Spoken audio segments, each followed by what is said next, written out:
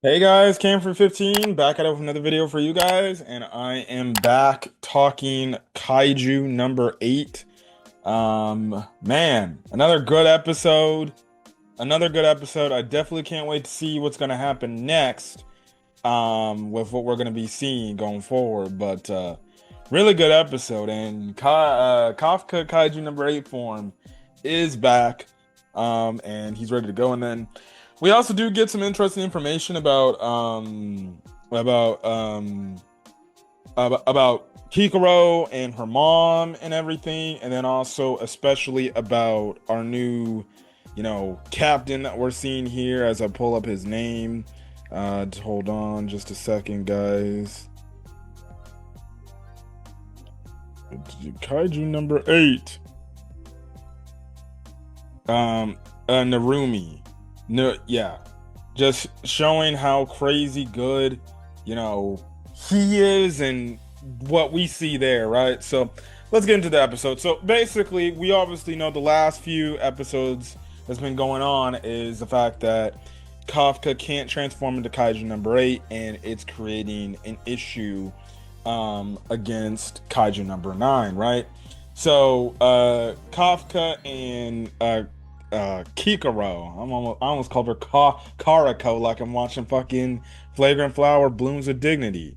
But Kikoro, they're doing their best to try to dodge the attacks, but they're both getting attacked and everything. Now, Kikoro actually is like, hey, you go figure out what you need to do, but I think what's going on is he might be jamming your transformation, right?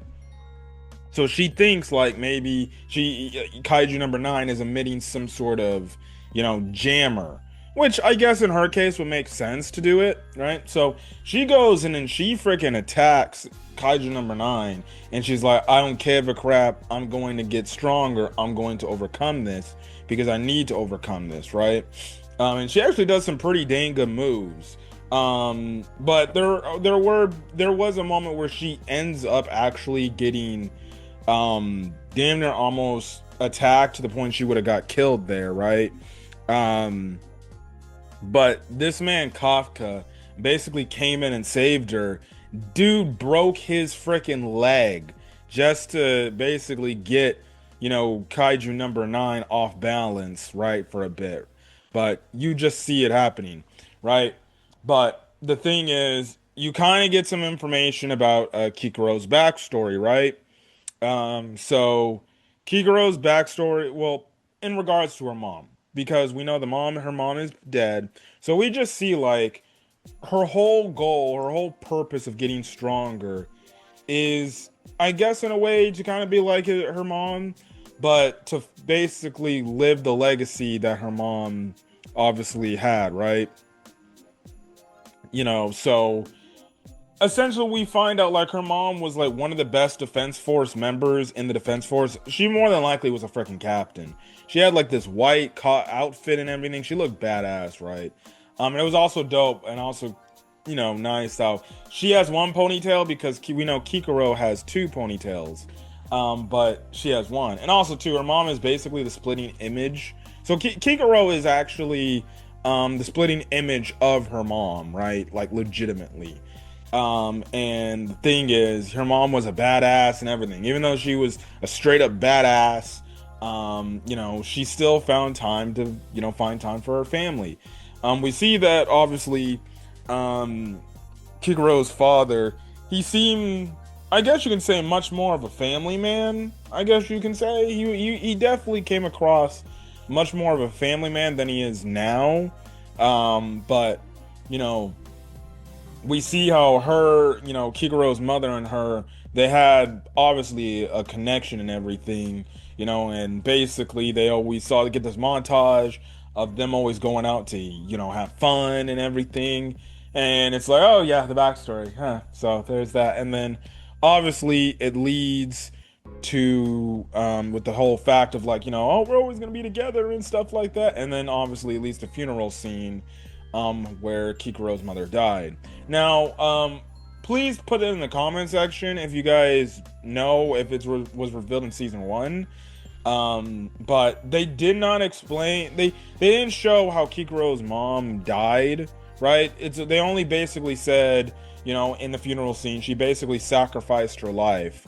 Um, she sacrificed herself to defeat the kaiju and save the entire world, basically save the country, if not for her sacrifice, right? So that was kind of the thing. Now, obviously, see, Kikuro obviously broken up and crying and emotional about this because she lost her mom, and then she's like, "Daddy," and then she turns to the dad, and that's when you see, oh, this is probably when the dad became the dad we know currently right now, right? Now, obviously, what happened, we'll have to see.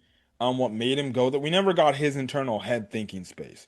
So far, we apparently know, like, he's trying to actually bring her back to life, from what it seems like, because in one of the early episodes of season one, which I believe season two, which was, I think, revealed in episode one, that she's in like some sort of Bacta tank or whatever, some rejuvenation, tank, and I'm guessing the dude is trying to bring his wife back to life. And then I think in the promotional trailers and stuff like that, we do see her mom come back to life. But I guess we're gonna be waiting to get that point, right? But you see the whole thing, and because of Kikuro looking at her dad, she realizes, I have to get stronger. I have to live up to the legacy, of mom. So that's why she's the character she is today, right? So in the meantime, Kafka, she gives an opening for Kafka to transform into Kaiju number 8. He does it again, but then he has this, dream sequence, right? As he's transforming again. And basically, it's a dream sequence of him, like, basically losing control and killing not only Kikuro, but killing all the other members in the defense force he's associated with. Basically, all of his friends. Mina, and everything, right? But he basically realizes, which was what I predicted, right? That it's kind of was like kind of that Ichigo situation in the in the Arankar arc, or the Arankar saga with the eyes and stuff, of after he went, Vaste Lorde, after he went Vaste Lorde, Hollow Ichigo form, right? He basically, going forward, he was afraid, and he didn't have confidence in himself. He didn't believe himself that he wouldn't lose control. And you could saw the different designs, and the mask pattern was different. How Rukia brought that up, of the fact, like, no, the reason why it's different and stuff like that is because simple, he felt like he was going to lose himself again. But Kikuro ended up actually, essentially snapping him out of him and say, look, dude, we're getting stronger and everything. So, don't be afraid and everything. Have belief that we can all get stronger. So then if the day comes, you do go berserk, we can be able to handle you. And that's also another thing that with Kikuro, what we saw from the end of season one, she also wants to get stronger. So in any event that Kafka does lose control, she's able to basically handle him, right? So you have that whole thing. He realizes, like, it's me and everything. But again, like I said, Kikuro basically made a mention to get over that, and that's when he transforms to Kaiju number 8. Now, even when he realized this, we do cut over to Narumi, and basically because you just have to where basically the defense force crew members, which is Kikuro's dad and the other dudes, are like, he can't do it. It's cooked. We're screwed, right? But then you have it where Narumi, he's going against his version, this clone of Kaiju number 9. He was getting upper hand. He was like, he not only has a sword, but he also has a gun part to it, and the gun was actually doing some damage. But eventually, like, Kaiju number 9 ended up, like, legitimately, actually knowing what he's doing and kind of getting an adjust for what he's doing. So then that's when Narumi turns it into second gear, essentially, like, legitimately, and he reveals he's got the abilities of a kaiju himself, right? And basically he's got eye implants, right? And basically these eye implants came from the very first major kaiju number 1, where this kaiju legitimately, when his eyes, are open and stuff like that, he can legitimately see the fucking future. And he can actually predict where people, his opponents are moving. Now, how they killed that one, I have no absolute clue. And how they gained this power, I have no clue how you can stop something that can essentially see into the future and see what your opponents are reacting to and things like that. I have no idea, but okay, whatever, right? But it's a pretty cool ability to get Narumi, give Narumi, and you see why he's probably the leader of the number one defense force. Because this honestly is a broken ass ability. Like the fact, like, because even Kaiju Number is like, oh, I'm fucked, because he actually can tell where I'm going, and he actually can even see where his core is at to take him out. So that's crazy. Now, I would have to wonder. Eventually, there's going to probably be a kaiju that can actually counteract this ability, where it's like, oh no, yeah, that ability ain't working on me. Like I definitely would have to think and say and believe that, you know, there definitely is a kaiju or some sort of, you know, thing that can cancel out Narumi's abilities, because that's crazy. That's crazy.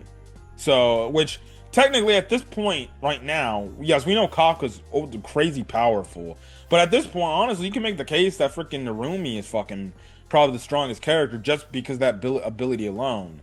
The whole question is, if they were to actually have a serious fight, him and Kafka, would Kafka's power legitimately just destroy again? More than likely, yes, right? At max power, but you know, it would be interesting to see how it goes. And plus, he could also use the eye to see the core and stuff like that. So, you know, there's that and everything. But Narumi actually uses his ability to defeat Kaiju number 9, and Kaiju number's like, oh, well, I'm dead. There's nothing I can do. So he basically gives up. But anyways, we then come back to Kafka. Obviously, I talked about everything that was happening. Kafka ends up transforming to Kaiju number 8, fully controlled. He basically thanks Kikuro for waking him up and realizing this.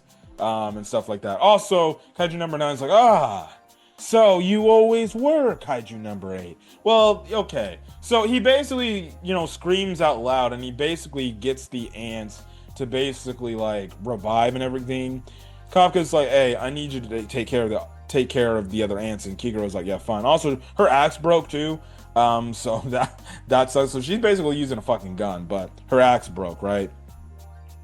But essentially, what you see happen is, you know, Kaiju number 9 is like, well, I understand how you work from our last fight, right? But then, Kafka easily like zooms in, blows a hole through this dude's chest, and hit this dude's core and smashes it. No, it's not his ultimate core because he moved it. But Kafka's like, oh no, I can tell your core is close by. So he just goes in, he goes crazy berserk. And the thing is, which is actually good for him, is the fact that because he went berserk, he actually understood how to utilize the Kaiju number 8's, you know, abilities a lot better than when he did in season 1. And he's got full control and everything right now. So, you know, he ends up like legitimately just jumping into the air and then smashing down and destroying this dude to absolute oblivion. And everybody is just shocked at like, bro, this guy's power is crazy. And again, that's what you know, Kikuro's father wants. He wants to prove himself, because he knows, like, you know, if in any event we go up against a kaiju that is crazy intense that we as humans can't beat, we can ask him to take that thing down, because if anything, he has the strength to do it. So, you know, definitely there's that. But another great episode, man. Another great episode. I don't know if that's it. I feel like there's probably might be more to this Kaiju number 9 fight. I would not be shocked if he just appears out of the blue again, but we'll definitely see where it's going. But again, Kaiju number 8 continues to be a great show.